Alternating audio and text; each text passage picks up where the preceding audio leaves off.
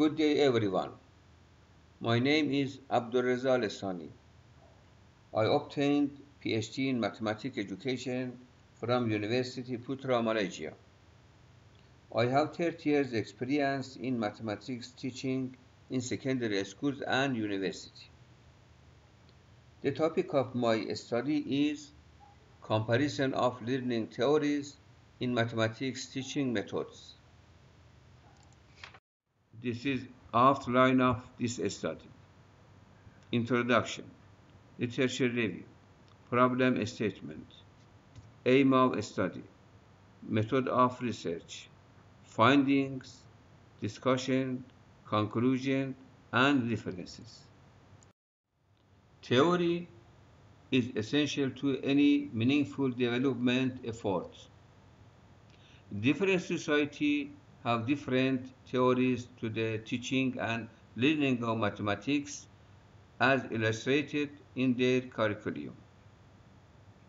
Teaching methods involve the use of learning theories, and each theory has different outcomes in mathematics education. The role of teachers is to facilitate students' thinking and learning. Literature review. This section discusses the three major learning theories, including behaviorism, cognitivism, and constructivism. Behaviorism theory. Watson stated that human behavior is a result of particular stimuli that extracted from particular responses. This theory leads to teacher-centered method of teaching. Cognitivism theory.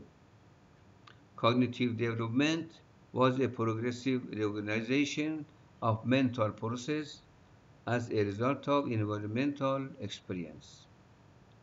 The main application of this theory in teaching of mathematics can be seen in the skill of problem solving, teacher and student center. In constructivism theory, learning and development is a collaborative activity and students are required to find out something by themselves, in which learners engage in order for discovering knowledge. It leads to a student-centered method. Problem statement. In general, a student experiences mathematics anxiety, which is a feeling of tension and fear that interfere with mathematics learning. Students are not able to think critically to solve mathematics problems. Students don't have enough confidence to discover their mathematics problems. The main problem addressed in this study is which teaching method should be adopted to reduce students' mathematics anxiety and to increase their interest to mathematics. The aim of this study is to compare learning theories in mathematics teaching and to study their influence on mathematics learning. Method of research. This research is qualitative case study. Data were collected using observation and semi-structured interviews with teachers. Participants are teachers from two secondary schools at different states of Malaysia. Three teachers were selected for the purpose of this study. Teacher A, B, and C tend to apply theories of behaviorism, cognitivism, and constructivism in teaching method, respectively. Findings of this study. Teacher A. Observation. The class was teacher-centered. The teacher tended to solve mathematics problems by herself with minimal students' involvement. She used Blackboard and extra mathematics books in the class. Sometimes she encouraged the students to have in-class discussions. This is an example given by teacher A in class.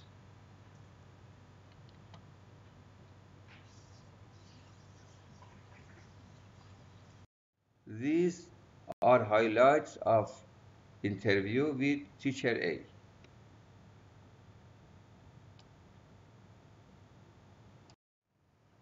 Teacher B. Observation. In her class, students were working together. She helped them in solving mathematics problems. She also collected the students' notebooks, which they used for doing their homework. This is an example given by teacher B in class.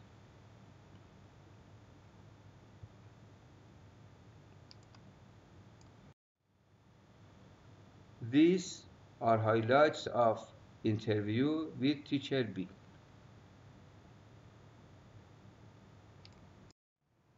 Teacher C. Observation. She began by giving an introduction about the new subject before starting it. The role of teacher is to create and guide students to discover knowledge and solution. While doing exercises, she paid attention to students' ideas to clarify and explain the problems. This is an example given by teacher C in class.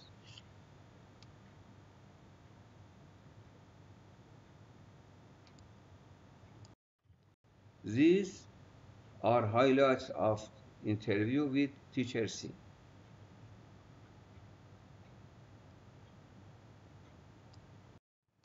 Discussion of this research. Teacher A tend to apply traditional teaching method. However, when possible, she tried to encourage in-class activities and discussion. Teacher B tend to use problem-solving method. Teacher C tend to use discovery learning method. Moreover, all of three teachers tend to apply problem solving whenever it was suited to the class.